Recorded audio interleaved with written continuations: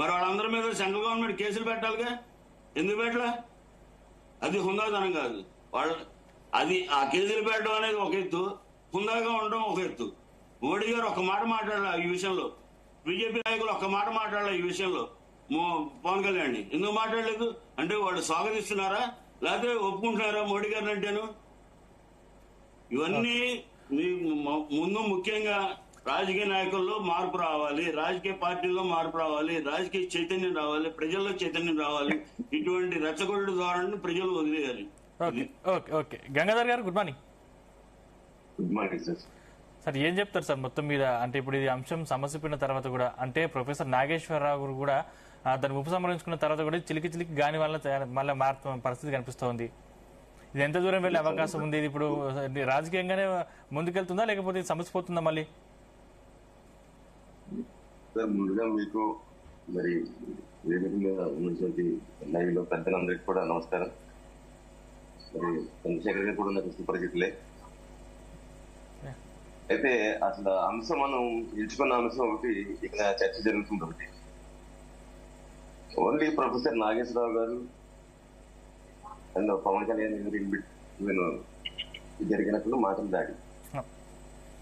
So professor Nageswararao గారు నేను చిన్న వ్యక్తి కాదు, మంచి విద్యావేత్త, అనేక విశ్లేషణలో కూడా పాల్గొని మరి ఆయన ఎన్నో పార్టీలకి వ్యతిరేకంగాను అనుకూలంగాను కూడా మాట్లాడిన సందర్భం ఉంది. మరి ఆయన చేసిన వ్యాఖ్యలు పవన్ కళ్యాణ్ గారిని ఒప్పుకునే కాదండి, కేంద్ర హోంశాఖ మంత్రి అమిత్ షా గారిని కూడా మరి ఆయన ఇందులోకి లాగారు.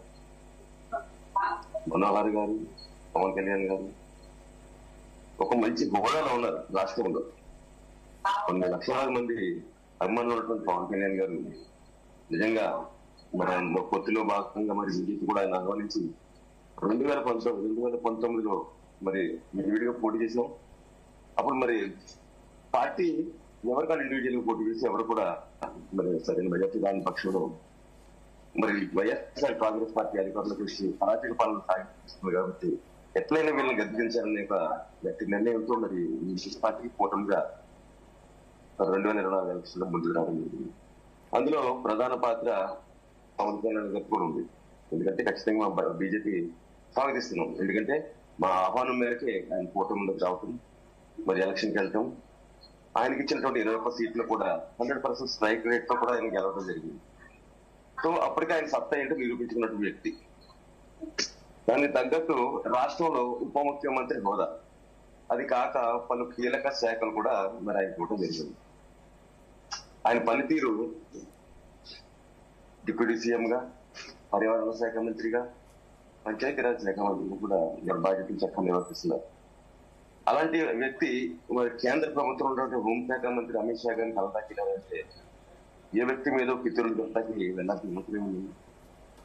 రాష్ట్రంలో డెవలప్మెంట్ కి సంబంధించిన కొన్ని స్కీమ్స్ కానీ, కేంద్ర బడ్జెట్ లో కేటాయింపుల్లో కానీ వాటికి సంబంధించి ఈ అంశం మీద ఆయనతో పాటు వెళ్ళినటువంటి నాదెండ్ల మనోహర్ గారు పౌర సరఫరాల శాఖ మంత్రి. సో రాష్ట్రానికి రావాల్సిన కేటాయింపుల గురించి మాట్లాడింటారు తప్ప రాజకీయంగా ఓడిపోయి 11 సీట్లకే పరిమితైన జగన్మోహన్ రెడ్డి గారిని ఖాళీగా కూర్చోబెట్టారంటే ఆయన లోపడేయండి అని చెప్పాల్సినంత అవసరం ఏముంది? ఆయన సందర్భం ఏమొచ్చింది అంటే పవన్ కళ్యాణ్ మధ్యలో సహనం కోల్పోతున్నారు, ఎవరు ప్రశ్నించినా వాళ్ళ మీద ఫుల్ సీరియస్ గా రియాక్ట్ అవుతున్నారు. ఒకసారి ఇప్పుడు ఆయన నాగేశ్వరరావు గారు మాట్లాడిన దాని మీద చాలా ట్రోల్ జరిగినాయి. పవన్ కళ్యాణ్ గారు స్పందించక ముందే ఆయన డీజీపీ గారు కలిసి ఉన్న సెట్టింగ్స్ ఉంది, కొంచెం రక్షణ కావాలని చెప్పి ఆయన కోరిన అంటే ఆయన మాట్లాడిన తీరు ఎంత తీవ్ర పదిశాలం అన్నది నాకు అర్థమైంది. తర్వాత పవన్ కళ్యాణ్ గారు స్పందించారు ఏంటంటే ఆయన అంటే గౌరవం, ఆయన కేసులు పెట్టొద్దని చెప్పారు. అంటే కేసు పెట్టమని చెప్పింది పవన్ కళ్యాణ్ కాదండి, ముఖ్యంగా ఇది ఒకసారి పెద్దలందరూ కూడా గుర్తించారు. ఆయన కేసు పెట్టమని చెప్పింది ఆయన కాదు. సరే, ఈయన మాట్లాడిన తర్వాత ఆయన కూడా మాటలు ఉపసంహరించుకుంటున్నారని చెప్పి దాన్ని స్పష్టంగా చెప్పారు మీడియా గురించి. నిజంగా ఆయన హుందాతనాన్ని పక్కన పెట్టి దాన్ని స్వాగతించాం. తర్వాత చర్చల పరంగా అంశంలో ఆయన మరి రాజమండ్రి పుష్కర్ ఘాట్ల పనుల నిమిత్తం వెళ్ళినప్పుడు మరి సహజంగా అక్కడ స్థానిక నాయకులు కానీ మరి పార్టీ పెద్దలు కానీ సరే ఏంటి సార్ మరి మిమ్మల్ని అంతా మాట్లాడినారు, ఈ ఊరికే ఉండాలని ఆ మీటింగ్ లో మాట్లాడిన సందర్భంగా మళ్ళీ ఆయన ఒకసారి ఇలాంటి వ్యాఖ్యలు మళ్ళీ పునరావృతం అయితే మాత్రం